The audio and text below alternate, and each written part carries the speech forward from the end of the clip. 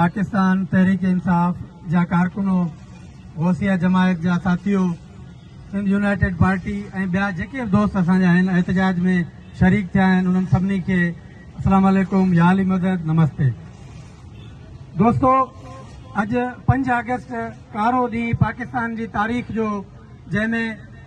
पाकिस्तान दुनिया के अज़ीम लीडर जनाब इमरान खान साहब के बेगुनाह केसनि में अगवा करे कैद करे गिरफ़्तार कयो वियो, जेको अॼु 3 सालनि खां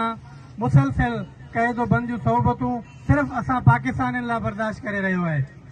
उन हवाले सां हबीब जालिब साहब जो को शेर, ऐसे दस्तूर को सुबह बेनूर को मैं नहीं मानता, अहिड़े निज़ाम के असां कीअं मञूं जंहिं निज़ाम में दुनिया जो अज़ीम लीडर बेगुनाह केसनि में कैद हुजे, साईं शाह महमूद कुरैशी बेगुनाह केसनि में कैद हुजे, महांगाई हर रोज़ जे हिसाब सां वधंदी हुजे, पब्लिक सर्विस कमीशन जूं नौकरियूं पैसनि ते विकिरो थींदियूं हुजनि, अहिड़े निज़ाम खे कीअं था मञी सघूं जॾहिं उमरकोट शहर में हिकिड़ी बरसाति में इहे रोड ते लॻियल जेके टाइल्स आहिनि इहे उखड़ी वञनि हलिया। उन निज़ाम खे कीअं था मञी सघूं जंहिं निज़ाम में को इंतज़ामी निज़ाम न हुजे, को सिस्टम न हुजे, जॾहिं जे सिस्टम जे फेल्यूर जो तव्हां पाण इक़रार करे चुका, उन सिस्टम खे असां पहिरें ॾींहुं न मञण खां इनकार कयो हो। 8 फरवरी 2024 ते मञण खां इनकार कयो हो। तव्हांखे अॼु उन निज़ाम जी तबाही जो अहसासु थियो आहे। उन हवाले सां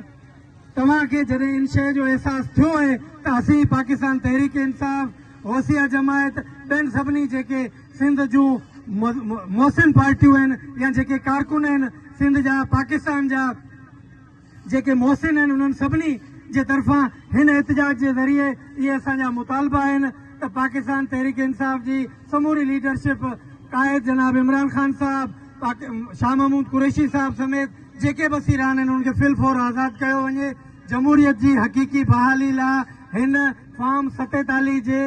कूड़नि नुमाइंदनि खे घर रवानो कयो वञे, शफ़ाफ़ इलेक्शन कराई वञे ऐं हीअ इक़्तिदार, हीअ सरकार पाकिस्तान जे आम माण्हुनि जे हवाले कई वञे त हीअ सिस्टम बि ठीकु थी वेंदो, पाकिस्तान बि ठीकु थी वेंदो ऐं इंशाअल्लाह हीअ पाकिस्तान तरक़ी कंदो। उन वक़्तु ताईं जेसि ताईं हक़ीक़ी जमहूरियत ऐं असांजा मुतालबा तस्लीम नथा थियनि, असीं इन तहरीक खे जारी रखंदासीं। तहरीकूं वॾो अरसो हलंदियूं आहिनि, उन जे करे